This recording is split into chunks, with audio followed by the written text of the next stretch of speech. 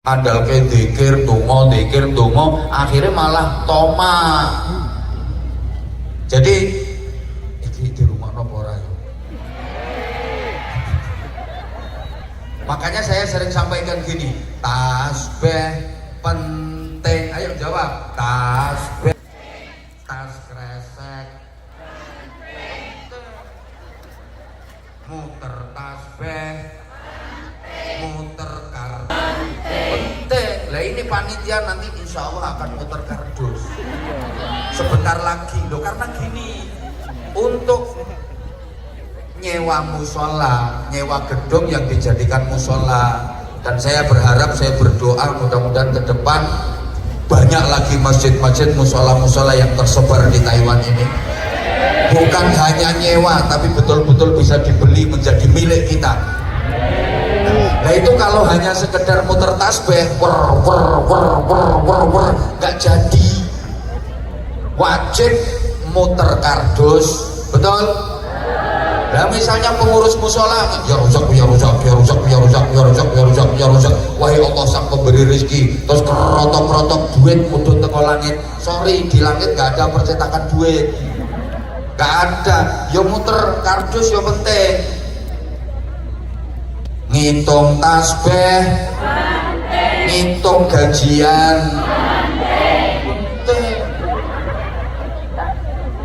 loh, eling omah.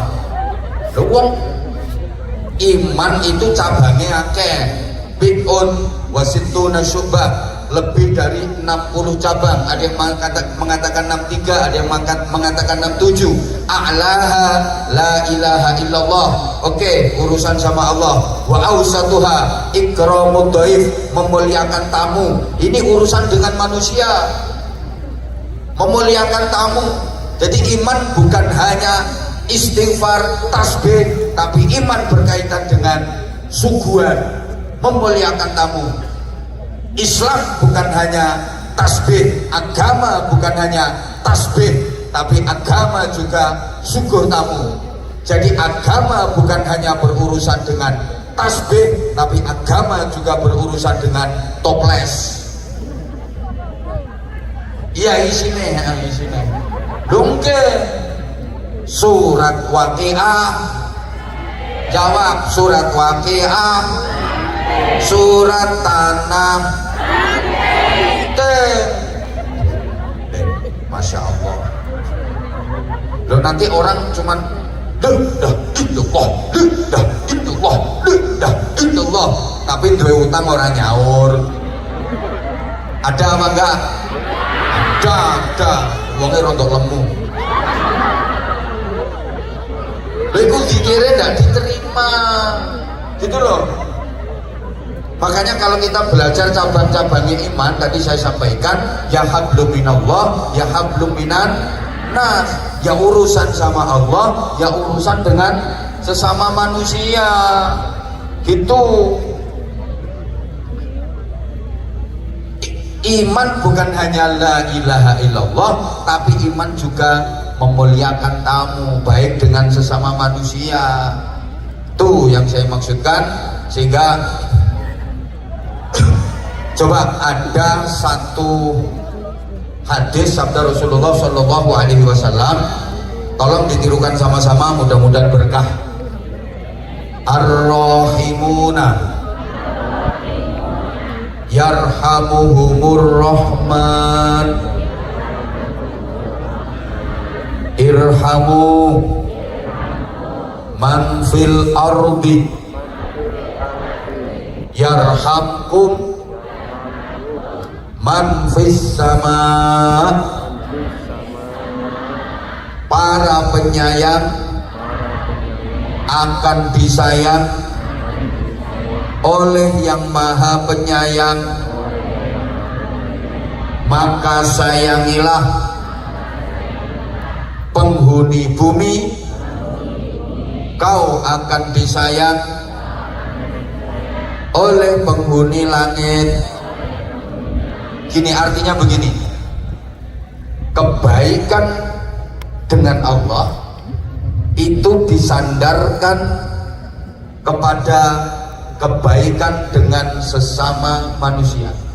Kalau kau ingin disayang sama Allah, sayangilah sesama manusia. Untuk mendapatkan kasih sayang Allah, itu diantara caranya kita harus menyayangi sesama manusia. Saya sering sampaikan, banyak urusan yang sangat Allah sekali, tapi ternyata kalau terjadi kendala, itu solusinya diserahkan kepada hal yang sangat manusia sekali. Para jamaah, puasa itu urusan dengan Allah, betul? Gak ada yang tahu. Saudara puasa apa enggak itu gak ada yang tahu kecuali saudara sendiri dengan Allah. Puasa itu ibadah yang sangat privasi, urusan kita dengan Allah. Sampai pahalanya aja gak ada yang tahu kecuali Allah. Nabi aja gak tahu pahalanya puasa, malaikat juga gak tahu pahalanya puasa. As-saumu li wa ana ajzibihi. Puasa itu untukku, aku yang membalasnya, aku yang memberi pahala. Malaikat gak tahu apa dan berapa pahalanya, para nabi juga gak tahu apa dan berapa pahalanya. Ini urusan antara kita dengan Allah. Tapi sekarang misalnya ada orang yang udah sepuh, udah tua, gak kuat menjalankan ibadah puasa. Loh, ini solusinya, tebusannya bukan zikir, bukan doa, bukan istighosah, tapi bayar fidyah. Fidyah berarti beras dimasak, dimakan manusia. Loh, urusan puasa itu dengan Allah. Tapi kalau ada orang yang tidak mampu karena sepuh, karena sakit yang sudah tidak bisa diharapkan sembuhnya, itu tebusannya gak disuruh zikir, doa, istighosah, enggak, tapi fidyah. Mudah-mudahan bisa difahami. Haji itu juga urusan dengan Allah, umrah urusan dengan Allah. Tapi kalau misalnya ada orang haji, ada orang umrah, dia ketika ihram melakukan salah satu pelanggaran ihram, tebusannya bukan puasa, bukan zikir, bukan tirakat, bukan khataman Quran, tapi tebusannya bayar dam. Dam itu nyembelih kambing, dagingnya dimasak, dimakan manusia. Jadi hal yang sangat berhubungan dengan Allah, kalau terjadi masalah, kalau terjadi kendala, itu solusinya diserahkan kepada hal yang manfaatnya kembali kepada manusia. Ini kalau saya sering sampaikan, sinergitas antara langit dengan bumi. Betapa Islam bukan hanya agama ketuhanan, tapi Islam juga adalah agama kemanusiaan. Bareng. Nah, bukan hanya disuruh apik dalam hubungan dengan Allah saja, tapi juga menjalin hubungan baik dengan sesama manusia. Para jamaah yang sangat saya hormati rahimakumullah, kita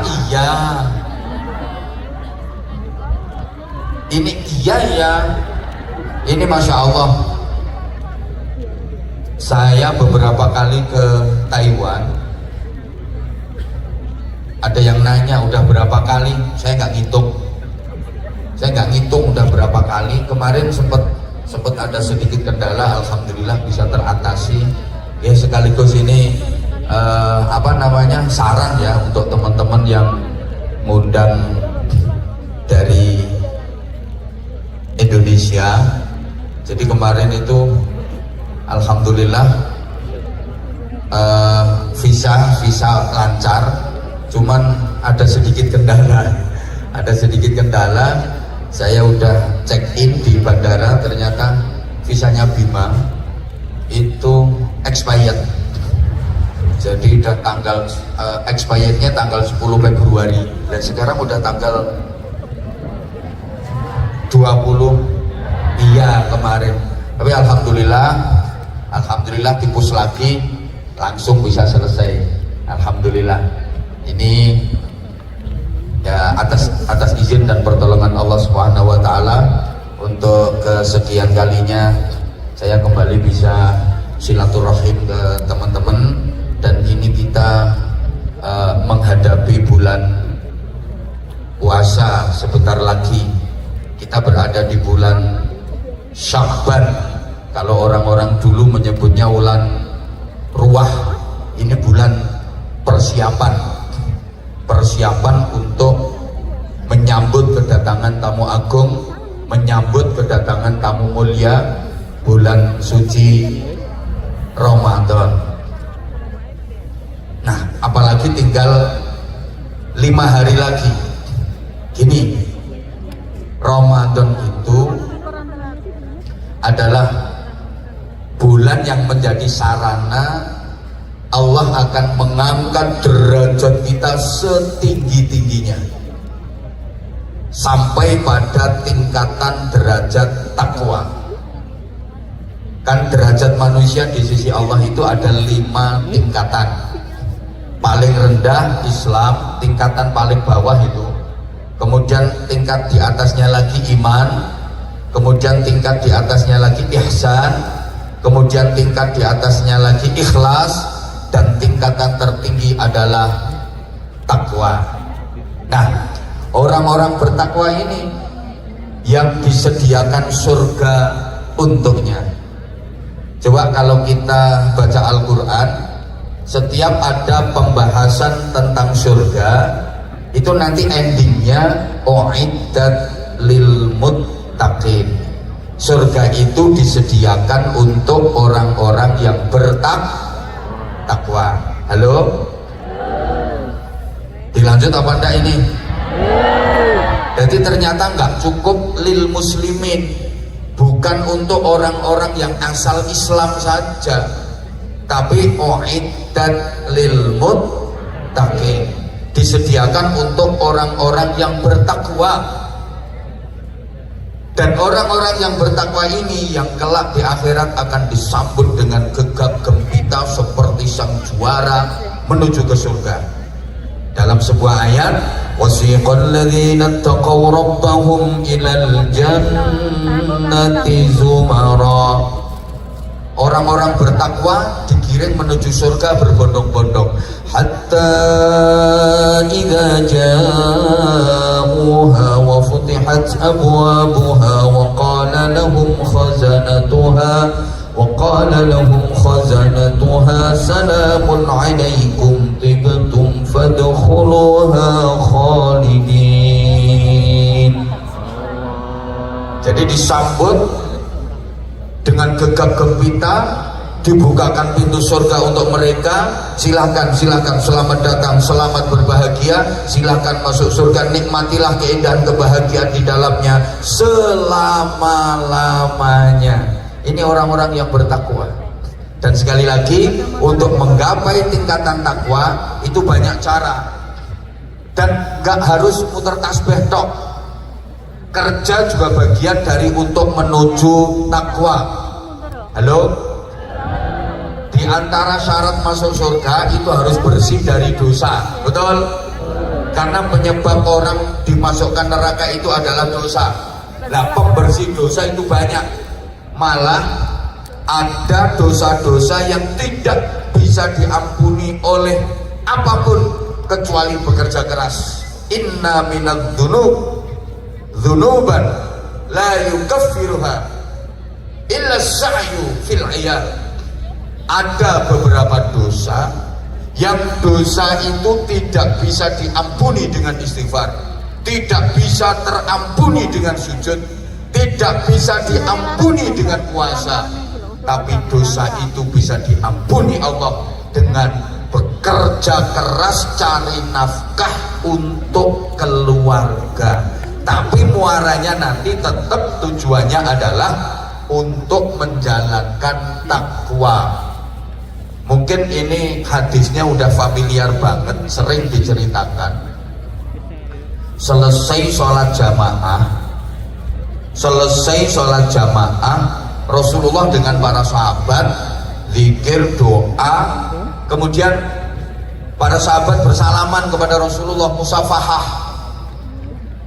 Ada Sayyidina Abu Bakar Siddiq, ada Sayyidina Umar bin Khattab, ada Sayyidina Utsman bin Affan, ada Sayyidina Ali bin Abi Thalib, dan sahabat-sahabat utama, akabirus sahabat, pembesar-pembesar sahabat.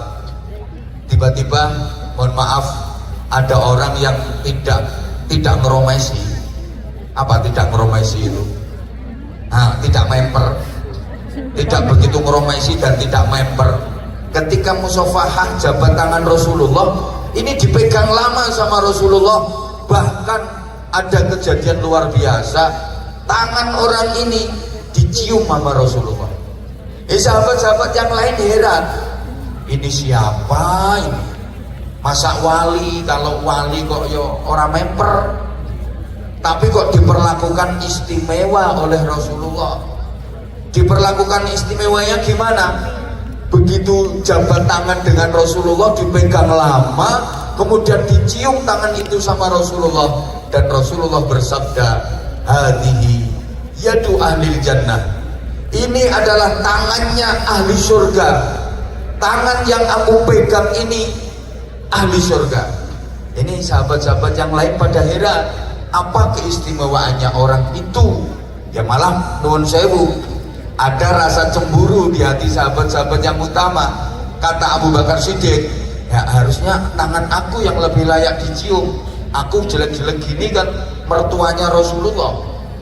Putrinya Abu Bakar Siddiq, Sayyidah Aisyah, dinikah sama Rasulullah. Pantas dong kalau misalnya aku tangannya dicium, kan aku mertuanya. Umar bin Khattab juga begitu, aku juga mertuanya. Anakku Hafsah dinikah sama Rasulullah. Akhirnya ada yang memberanikan diri, ya Rasulullah, Mu'adz bin Jabal ini yang nanya, siapa orang tadi? Nabi tersenyum, yang mana? Itu tadi loh, orang yang tangannya jenengan pegang kemudian jenengan cium tangannya. Oh itu. Tahu nggak kalian kenapa tangan orang itu tak pegang lama kemudian tak cium? Begitu aku pegang tangan orang itu, ternyata tangannya kapalan, tangannya kasar. Duh, apa hubungannya tangan kapalan, tangan kasar dengan kau istimewakan dicium tangannya? Terus engkau mengatakan ini adalah tangan ahli surga. Kata Rasulullah, orang ini tangannya sampai kasar, kapalan kayak gini karena dia kerja keras untuk menafkahi keluarganya, tapi dia tidak meninggalkan kewajibannya. Walaupun dia kerja keras, dia nggak meninggalkan sholatnya. Dari sini bisa difahami, maka berbahagialah kalian yang tangannya kapalan, nanti bisa masuk surga numpak kapal. Loh, gini loh maksudnya, gini betapa Rasulullah sangat menghargai pekerja keras, sampai Nabi mengatakan ada dosa-dosa yang tidak bisa terampuni dengan istighfar, dengan sujud, dengan puasa, tapi dosa itu bisa diampuni dengan bekerja keras untuk menafkahi keluarga, tapi tetap tidak meninggalkan kewajiban. Allahumma sholli ala Muhammad. Berarti dengan demikian bekerja itu juga bisa bernilai ibadah. Gitu loh maksudnya, asal niatnya ditata dengan baik, terus hasil dari kerja itu tidak digunakan untuk bermaksiat. Perlahan-lahan insya Allah kalau niatnya jenengan tata dengan baik, kemudian hasil dari kerja itu digunakan untuk sarana takwa semampunya, maka setiap tetes keringat jenengan bernilai pahala. Setiap desak nafas jenengan dalam bekerja menjadi ibadah. Setiap langkah kaki panjenengan tercatat sebagai jihad fisabilillah. Karena apa? Ya karena itu kerja niatnya ibadah, hasil dari kerja itu tidak digunakan untuk bermaksiat. Allah lebih suka.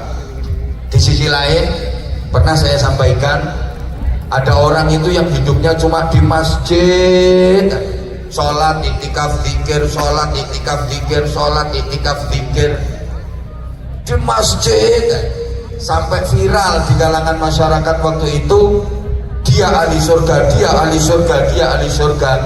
Berita itu sampai kepada para sahabat, akhirnya jadi bahan pembicaraan para sahabat. Ada orang yang betul-betul istimewa, dia sama sekali gak terpengaruh dengan hiruk pikuknya dunia, hidupnya hanya di masjid, dia hanya sholat zikir iktikaf, sholat zikir iktikaf. Rasulullah mendengar perbincangan itu, kemudian Rasulullah bertanya, nah dia punya keluarga apa enggak? Ya punya ya Rasulullah, dia punya istri, dia punya anak. Lah kalian kok nyebut kalau dia ahli surga? Ya karena dia memang hidupnya hanya untuk akhirat, sama sekali gak terpengaruh dengan bisiknya dunia, hiruk pikuknya dunia. Lah terus istri dan anak-anaknya gimana? Dia kerja apa? Dia nggak kerja. Terus dia makannya ya nunggu kalau dikasih orang. Kalau ada yang ngasih ya dia makan, kalau nggak ada yang ngasih nunggu sampai dikasih. Rasulullah kemudian berdiri, wajah beliau memerah, tanda kalau beliau tidak suka. Kemudian beliau bersabda, wallahi antum khairum minhu, demi Allah kalian jauh lebih baik daripada dia.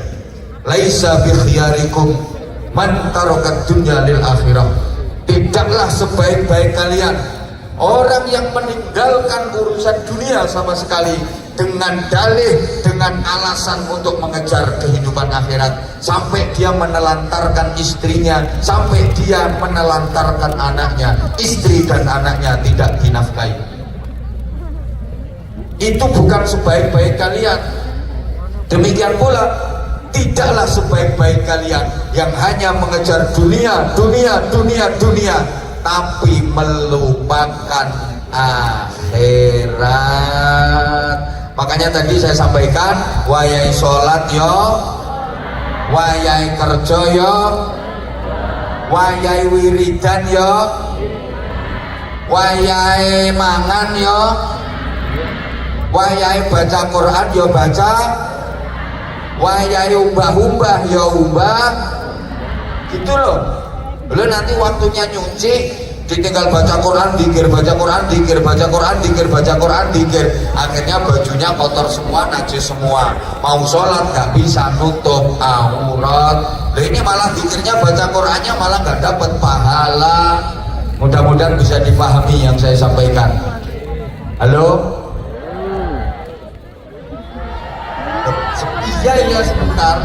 Ya ini tadi dipikir sampean, saya nggak sambil nahan supaya nggak hujan. Dongo nanggone Gusti Allah, karena saya dibisi sama panitia, Abah minta doanya karena ini menurut perkiraan 80% nanti hujan. Duh ini kok sampai hujan aku dianggap gak mandi. Ya gimana caranya supaya nggak hujan? Alhamdulillah dibikin dingin, karena saya tadi lihat tendanya terlalu jauh dari panggung. Nanti kalau jamaahnya sana, saya di sini nggak bisa komunikatif. Depan bisa ditempati apa enggak, tapi nggak ada tendanya. Ya udah, biar suasananya mendung tapi nggak hujan. Nah kita mohon kepada Allah, alhamdulillah diijabahi sama Allah. Kalau gini suasananya kan nyaman, kalau gini suasananya kan enak. Oke, oleh karena itu para jamaah yang saya hormati rahimakumullah, ini ada permintaan dari panitia sebelum kita nanti ngaji tentang persiapan Ramadan. Oke, saya mohon jenengan sabar. Ini nanti kira-kira sampai jam 4 nggak apa-apa ya. Oke. Karena penting sekali kita membekali diri dengan Ramadan, gimana agar kita bisa mendapatkan kemuliaan di bulan Ramadan di tengah-tengah kesibukan kerja tentu saja. Oke, mohon keikhlasan dan kesadaran panjenengan semua untuk mempersiapkan infak terbaiknya. Sekali lagi, untuk menyiapkan infak terbaiknya untuk kemaslahatan musola Musola Nurul Iman. Gini loh, kalau ini menurut saya ya, termasuk peluang besar bagi jenengan untuk berjihad itu ya melalui infak. Mumpung jenengan sekarang masih gampang urusan duit. Maaf, jenengan ini kalau mau mendapatkan pahala besar dari tahajud kayaknya orang potongan. Mau mengandalkan zikir yo ora potongan. Puasa yo ora potongan. Baca Quran ora potongan. Kok ngenyek to? Wong lambene wis do lecek. Jalur yang paling mudah sementara ini, jalur yang paling mudah bagi sampean. Sementara ini loh ya. Beda lagi nanti kalau penjenengan udah pulang ke Indonesia. Sementara ini jalur yang paling mudah melalui jalur jariah, melalui jalur sedekah. Allahumma sholli ala Muhammad. Sambil kita pikir gini maksudnya, ya Allah gak di rumah no. Kayaknya melalui jalur itu yang paling gampang gitu loh. Harta yang kita makan nanti endingnya akan jadi kotoran, betul? Yang kita pakai ujung-ujungnya jadi rongsokan. Sebentar, jangan keliling dulu dok panitia, sebentar, malah kok sampean oleh mek titik kok sebentar toh tak giringe sik. Wong iki ana sing nyiapno koin. Sebentar tak giringe dulu. Sebentar ya, sebentar. Sabar kok jamaah kali ini luar biasa, sabar kok insyaallah. Saya ulang, yang kita makan ujung-ujungnya hanya jadi kotoran. Yang kita pakai ujung-ujungnya hanya jadi rongsokan. Yang kita simpen ujung-ujungnya jadi warisan, bahkan jadi rebutan, mungkin akan jadi perkelahian, betul? Tapi yang kita sedekahkan, yang kita jariahkan, itulah yang benar-benar menjadi kekayaan, itulah yang benar-benar menjadi tabungan pahala yang terus mengalir ila yaumil qiyamah. Ya Allah, dinamakan jariah itu karena pahalanya terus mengalir ila yaumil qiyamah. Sampean baca Quran dapat pahalanya ya pas sampean baca itu aja. Udah selesai baca, selesai pahalanya. Kecuali nanti sampean baca lagi. Sampean sholat tahajud itu dapatnya pahala ya pas sampean mengerjakan tahajud itu. Begitu tahajud selesai, pahala selesai, kecuali besok sampean tahajud lagi. Tapi kalau jariah, sekali sampean ngamal, sekali sampean ngasih, selamanya sampean dapat pahala. Ini keistimewaannya jariah. Terus nanti orang kalau menjelang mati itu ternyata baru sadar bahwa yang paling menolong, bekal terbaik menghadap Allah Subhanahu wa Ta'ala itu ya cuma dua. Satu, sedekah. Dua, amal-amal soleh. Itu yang akan menjadi teman, yang akan menjadi pendamping, dan yang akan menjadi penolong bagi kita. Rabbi laula akhartani ila ajalin qarib. Orang itu setiap menghadapi kematian pasti merintih-rintih, menghibah, memohon kepada Allah agar ditunda dulu kematiannya. Kenapa? Merasa bekalnya belum cukup, mau nyari bekal dulu. Bekalnya apa? Fa'as-soddaqah, aku akan bersedekah dulu ya Allah, wa akum minas sholihin, dan aku akan melakukan amal-amal soleh dulu. Bukan aku mau haji dulu, aku mau umroh dulu, aku mau puasa tiap hari dulu, enggak. Tapi fa'as-soddaqah, aku akan bersedekah dulu. Wah, kalau sedekah itu manfaatnya luar biasa. As-shadaqatu tadfa'ul bala. Sedekah itu bisa menjadi penolak bala. Orang yang di Lauhil Mahfud udah tertulis mendapatkan bala, bencana, musibah, itu bisa tertolak dengan sedekah. Dihapus sama Allah jadi orang yang selamat. Sedekah itu juga pengundang datangnya rizki, memancing datangnya rizki yang belum ada, memudahkan rezeki. Pokoknya luar biasa manfaatnya sedekah, apalagi untuk perjuangan Islam. Allahumma sholli ala Muhammad, Allahumma sholli ala Muhammad. Dulu waktu Rasulullah menawarkan kepada para sahabat, ini perjuangan Islam butuh dana, butuh biaya, siapa yang mau membantu? Sayyidina Utsman bin Affan langsung angkat tangan, saya ya Rasulullah, sepertiga dari kekayaan saya infakkan di jalan Allah. Luar biasa. Sayyidina Umar bin Khattab, saya ya Rasulullah, separuh dari kekayaan saya. Lebih hebat lagi. Giliran Sayyidina Abu Bakar Siddiq, saya ya Rasulullah, seluruh kekayaan saya infakkan di jalan Allah. Masya Allah, Masya Allah. Jadi misalnya ini ada yang bawa duit 6.000, itu kalau jadi Utsman bin Affan ya 200.000. Kalau jadi Umar bin Khattab 300.000. Kalau jadi Abu Bakar Siddiq 600.000 semuanya. Ya udah, kalau 600.000 kebanyakan 6.000. Itu kalau jadi Utsman bin Affan 2.000-nya diinfakkan. Kalau jadi Umar bin Khattab 3.000-nya diinfakkan. Kalau jadi Abu Bakar Siddiq 6.000 semuanya dikasihkan. Jadi nanti pulang jalan kaki. Kira-kira ini nanti kalau panitia keliling, sampeyan jamban ini milih jadi Utsman, Umar, apa Abu Bakar? Ya milih dari Martini ae. Lek Martini ya mbah 500 kakean. Ana sing 100, ana sing 50.